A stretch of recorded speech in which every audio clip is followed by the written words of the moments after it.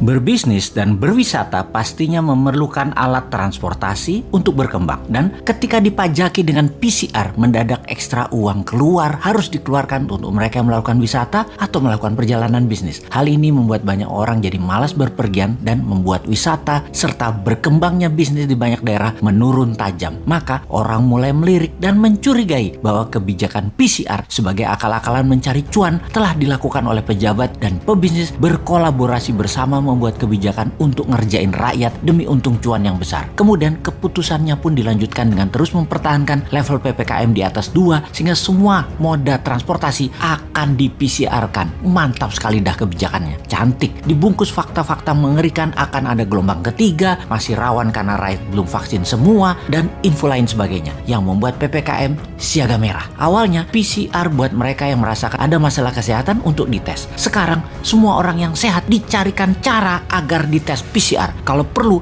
anak sekolah, penumpang ojek, naik bus, naik angkot, bajai, semua harus menunjukkan hasil tes PCR. PCR menjadi kewajiban seperti vaksin. Vaksin gratis oleh pemerintah, tapi PCR bayar. Bayar ke swasta yang isinya adalah perusahaan milik pejabat berkuasa yang serba bisa tersebut. Sehingga kesimpulannya adalah it's not about pandemic, it's about demand and supply. Pertama-tama kita ucapkan terima kasih kepada majalah Tempo yang secara khusus menulis artikel Kongsi Pencari Rezeki. Sejumlah laboratorium tes PCR milik politikus dan konglomerat meraup untung saat pandemi COVID-19. Demikian teasernya. Kita bahas faktanya. Seorang Menko merangkap jabatan sebagai koordinator PPKM, dia pucuk pimpinan dalam hal kebijakan COVID-19 dan investasi. Lalu seorang Menteri BUMN merangkap ketua tim penanganan COVID-19 dan pemulihan ekonomi nasional. Menteri Kesehatannya bekas wakil Menteri BUMN. Menteri itu ternyata ada kaitannya dengan PT Genomic Solidaritas Indonesia. Unit usaha PT itu adalah GSI Lab yang jualannya segala jenis tes COVID-19.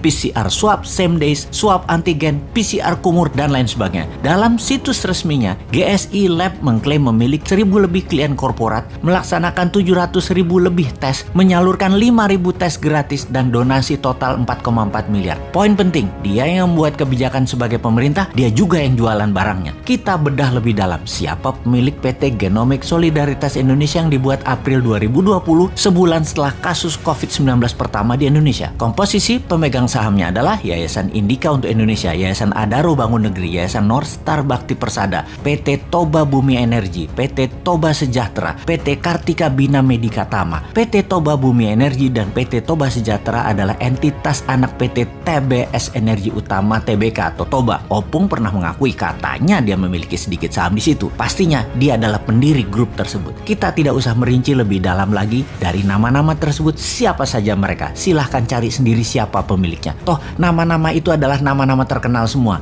Oke, kita semua yakin bahwa Anda semua pasti sudah paham siapa mereka yang bermain dengan kebijakan dan meraup untung dari bisnis PCR tersebut.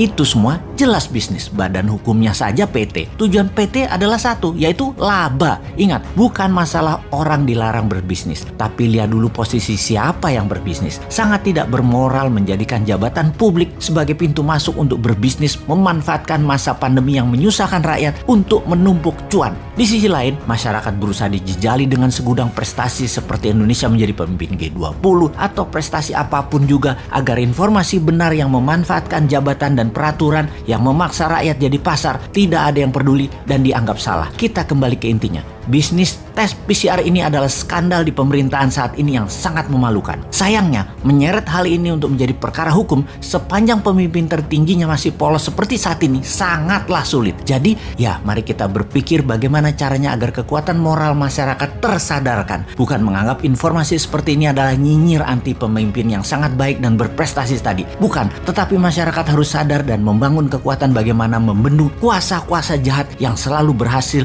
bersembunyi di balik wajah baik itu.